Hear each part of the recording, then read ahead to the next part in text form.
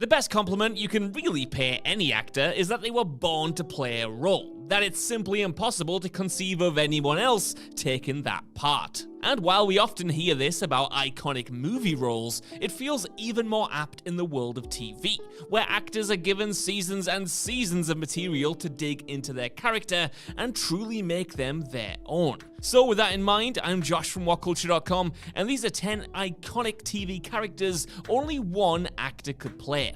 Number 10, Michael Scott, The Office. When an American remake of The Office was first announced, fans were intensely skeptical that it would be anything but a sanitized facsimile of Ricky Gervais's thorny workplace mockumentary. The idea was that nobody could replicate Gervais as David Brent, and the American Office found that out the hard way, with Brent's American analog, Michael Scott, being perceived as a pale imitation in the first season. In a genius move though, the second season of The Office US branched off from the source material to become its own thing entirely, and suddenly, Michael Scott was his own person, embodied perfectly by actor Steve Carell. And after all, there is a reason why everyone winces whenever other actors considered for Michael are even mentioned. Notably, Bob Odenkirk, Alan Tudyk, and Nick Offerman, because as talented as they all are, and they are exceptionally talented, Steve Carell just is Michael Scott. The part requires an actor with the ability to delicately balance clownery against earnestness, and ensure that while we cringe at much of Michael's antics throughout the series, he also comes off as a genuinely decent, if flawed, person with his heart usually in the right place. Number 9, Tyrion Lannister, Game of Thrones. Back when Game of Thrones was firing on all cylinders, there was no standout star consistently blowing fans away more than Peter Dinklage. Dinklage so perfectly captured the quit-witted Tyrion of George R.R. Martin's books, but on top of simply providing a dry sense of humor to the show and providing enough quips and one-liners to keep Facebook quotes pages in business for decades to come, he also tapped into the chip that Tyrion himself wears on his shoulder as the black sheep of the Lannister family. Throughout the show, it was a pure pleasure to see his character's neglect and abuse slowly come bubbling to the surface. If many other actors truly could have played most of the show's principal parts, that's absolutely not the case with Tyrion, a role that was so good and defining in fact that Dinklage himself has kinda struggled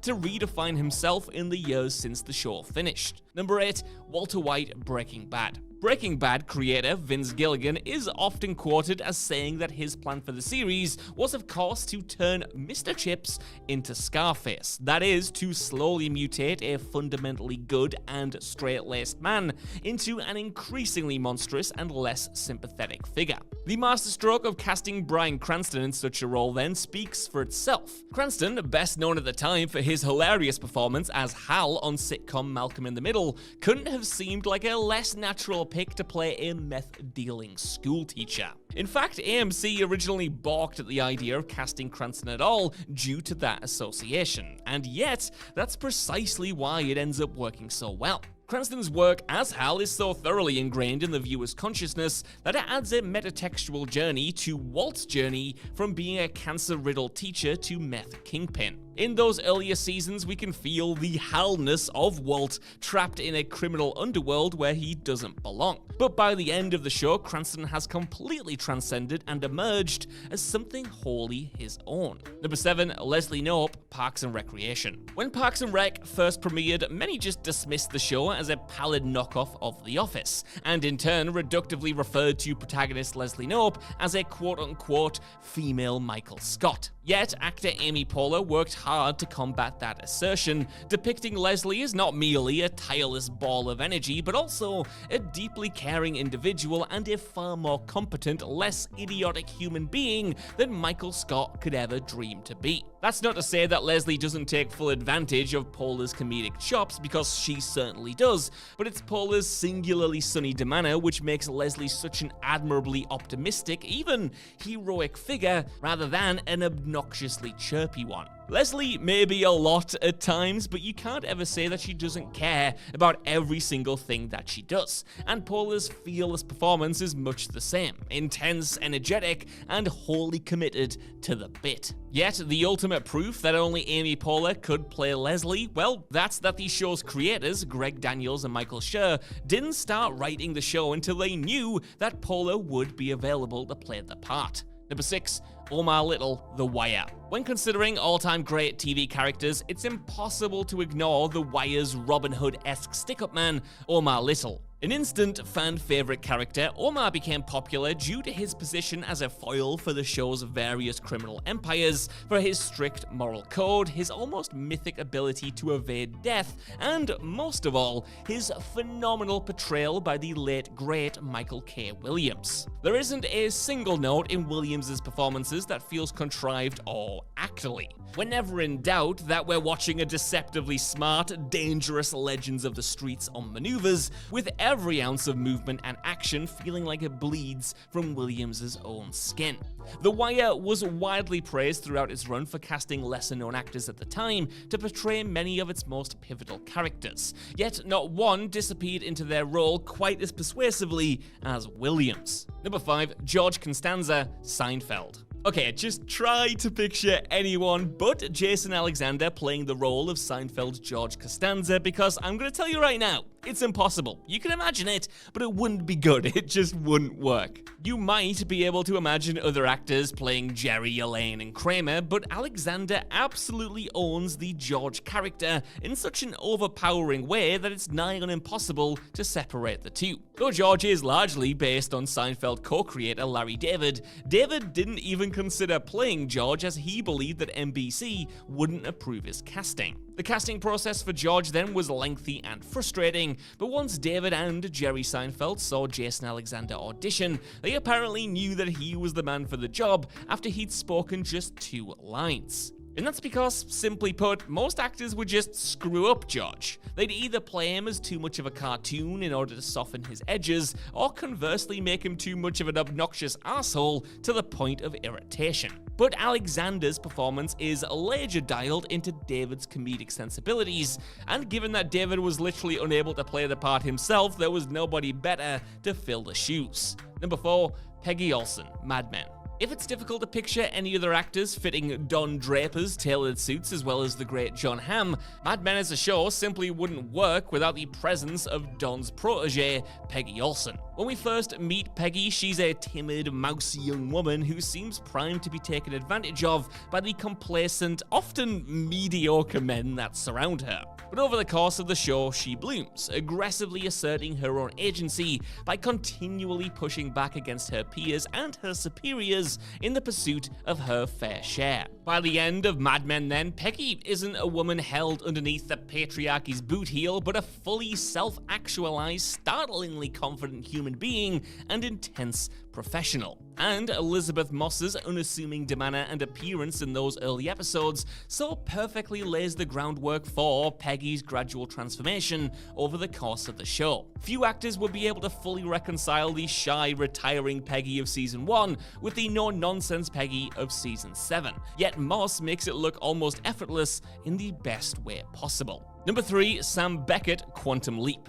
It's difficult to picture NBC's legendary sci-fi series Quantum Leap being nearly as successful as it was with another actor playing its time-traveling physicist, Dr. Sam Beckett. Scott Bakula brought such a unique energy and sense of humor to the role of Beckett, for which he received 4 Best Actor Emmy nominations, that it's tough to even consider who might have played the part otherwise. And this fact was made abundantly clear to Martin Gero, the showrunner on the Quantum Leap reboot, who made the decision to revive the IP with a new protagonist rather than recast Sam Beckett, given that Bakula is basically irreplaceable in the role. Gero said, quote, "Everyone felt like the original show was so iconic that it would be crazy to cast a new Sam and a new Al and just start again.